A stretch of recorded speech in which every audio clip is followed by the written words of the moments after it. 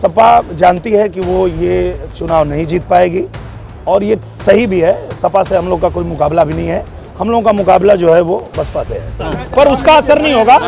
जब अखिलेश यादव को जिताए वो भागे तो धर्मेंद्र यादव क्या करें? वो वंशवाद की पार्टियां हैं, वो अलग निकल ही नहीं सकते और इसलिए जनता जनार्दन इस पर हमें लगता है समाज के सभी लोग वोट देंगे और जो लड़ाई हमें लगता है सपा को तीसरे नंबर पर न रहे।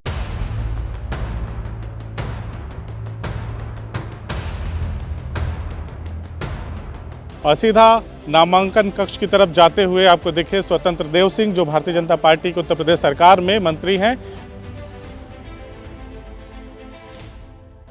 तो वो आए हैं दिनेश लाल यादव निरहुआ के नामांकन में। निरहुआ भी पहुंचने वाले हैं और जैसे ही निरहुआ पहुंचते हैं सीधी तस्वीरें हम आपको दिखाएंगे। और आपको एक चीज़ और मैं बता दूं कि दिनेश लाल यादव निरहुआ लगातार हमलावर हैं। अखिलेश यादव और उनके परिवार को लेकर के लगातार वो टिप्पणियां कर रहे हैं, एक से बढ़कर एक गाने बना रहे हैं और कहीं ना कहीं मनोबल गिराने की कोशिश है समाजवादी पार्टी के सुप्रीमो और उनके परिवार का या उनकी पार्टी का। पहले समाजवादी पार्टी ने सुशील आनंद, जो बामसेब के संस्थापक सदस्यों में रहे बलिहारी बाबू के पुत्र हैं, उनको मौका दिया। फिर उसके बाद यहाँ पे विरोध होना शुरू हुआ, तमाम सोशल साइटों पे उनके खिलाफ लिखा जाने लगा और उसके बाद अब जाकर के सुनने में आया कि पहले डिम्पल यादव की चर्चा हुई, उसके बाद सुशील आनंद को टिकट दिया जाता है, प्रत्याशी अधिकृत घोषित किया जाता है। फिर सुनने में आता है कि रमाकांत यादव को मौका दिया गया है, जो फूलपुर पवई से विधायक हैं। और उसके बाद भी अटकलों का जो बाजार था वो लगातार गर्म होता रहा, जारी रहा और उसके बाद फिर सुनने में आया कि धर्मेंद्र यादव को फाइनल किया गया है। लेकिन सुबह कुछ समाजवादी पार्टी के नेताओं ने फिर से एक बार डिम्पल यादव के प्रत्याशी बनाए जाने की पोस्टें जो वायरल करनी शुरू की, तो फिर से एक बार चर्चाओं का बाजार गर्म हो गया और असमंजस की स्थिति लगातार समाजवादी पार्टी की तरफ से बनी हुई है और जिसको लेकर दिनेश लाल यादव निरहुआ, जो अधिकृत प्रत्याशी हैं भारतीय जनता पार्टी के, वो हमलावर हैं। बस थोड़ी ही देर में पहुंचने वाले हैं और अपना सीधा नामांकन करेंगे। उसके बाद की तस्वीरें हम आपको दिखाएंगे और बताएंगे कि क्या कुछ हो रहा है आजमगढ़ लोकसभा के उपचुनाव में। अब ये देखिए भोजपुरी सिने स्टार दिनेश लाल यादव निरहुआ और जो भाजपा के अधिकृत प्रत्याशी हैं लगातार जिले में बने हैं और अब वो पहुँच चुके हैं नामांकन स्थल पर। और दिनेश लाल यादव निरहुआ भोजपुरी सिने स्टार और भारतीय जनता पार्टी के प्रत्याशी हैं और नामांकन करने के लिए जाते हुए दिनेश लाल यादव निरहुआ। कितनी उम्मीदें हैं?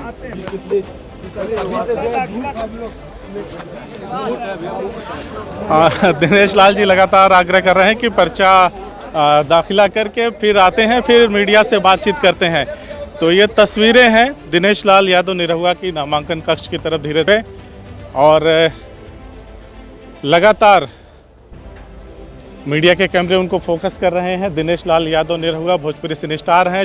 इस बार बीजेपी का कमल खिलाना है और दिनेश जी को लोकसभा में भेजना है। जिस तरीके उसके पीछे आदरणीय मोदी जी, योगी जी की लोकप्रियता, गरीबों की कल्याणकारी योजनाएं और विधानसभा में भी अच्छा हम चुनाव लड़े। सर, यादव फैमिली उसका परिणाम नहीं आया। जिस तरीके से इस बार जो हमें दिखाई देता है, अब उनके प्रत्याशी आ जाएं, लोकल का कार्यकर्ता आता है कि बड़ा नेता आता है, कौन आता है, एक बार आ जाए, धर्मेंद्र यादव जी जो है या परिवार के आते हैं, कौन आता है, एक बार क्लियर हो जाए, तो वह सब वंशवाद की पार्टियां, इसलिए आजमगढ़ के लोग, फैक्टर बहुत आजमगढ़ का इस बार जो हमें चुनाव दिखाई दे रहा है वो यहाँ पर बसपा से फाइट होगा। बसपा से सीधे फाइट बीजेपी की होगी, जो मुझे दिखाई दे रहा है सामाजिक समीकरण के हिसाब से। दूसरी तरफ बात जो दिनेश जी को वोट मिला, हमें लगता है उनके आचरण व्यवहार के कारण, उनकी ईमानदारी के कारण, आदरणीय मोदी जी, योगी जी की लोकप्रियता, गरीब कल्याण के कारण उपचुनाव में भारतीय जनता पार्टी को आजमगढ़ के जनता जनार्दन ने मन बना चुका और हमें लगता है कि यहाँ इस बार कमल खिलेगा और लोकसभा में यहाँ का कमल पहुँचेगा, ऐसा मुझे पूर्ण विश्वास है और आत्मविश्वास है। सर, अखिलेश जी परिवार से बाहर नहीं निकल पाए। वो वंशवाद की पार्टियां हैं, वो अलग निकल ही नहीं सकते और इसलिए जनता जनार्दन इस पर हमें लगता है समाज के सभी लोग वोट देंगे और जो लड़ाई हमें लगता है सपा को तीसरे नंबर पर न रहे। सर, जैसे कि विधानसभा में 10 सीट भाजपा की, किस कारण हम रह गए?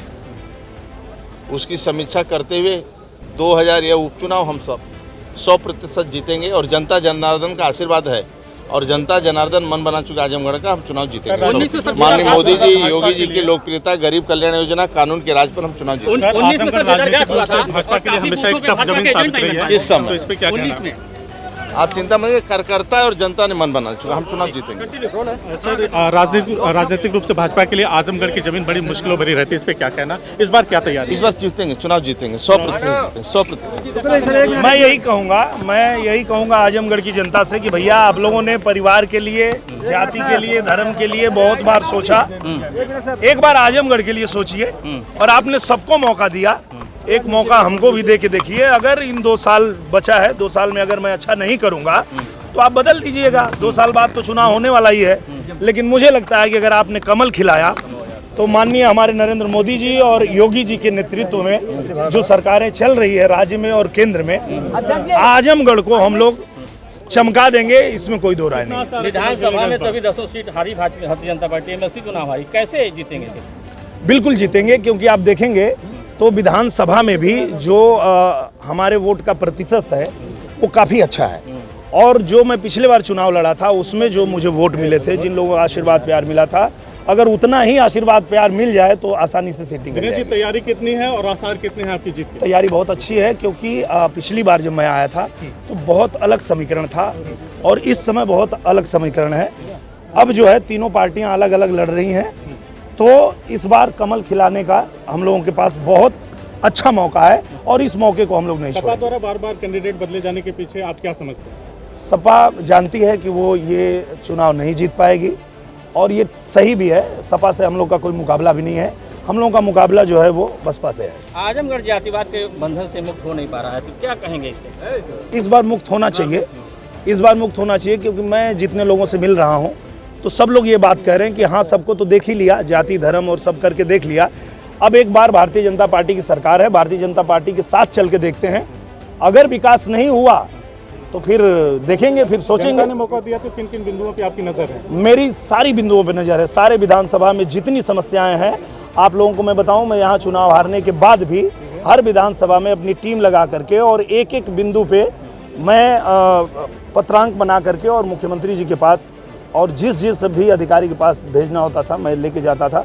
तो सारी बिंदुओं पे है, पहले से हम लोगों को ध्यान है, हम लोग जो है उस पे सबसे पहले काम करेंगे। कहीं कहीं आपका नाम देख के एक धर्मेंद्र यादव को, एक यादव बिरादरी को जोड़ने के लिए लाया गया। बिल्कुल बिल्कुल, पर उसका असर नहीं होगा। जब अखिलेश यादव को जिताए वो भागे तो धर्मेंद्र यादव क्या करें?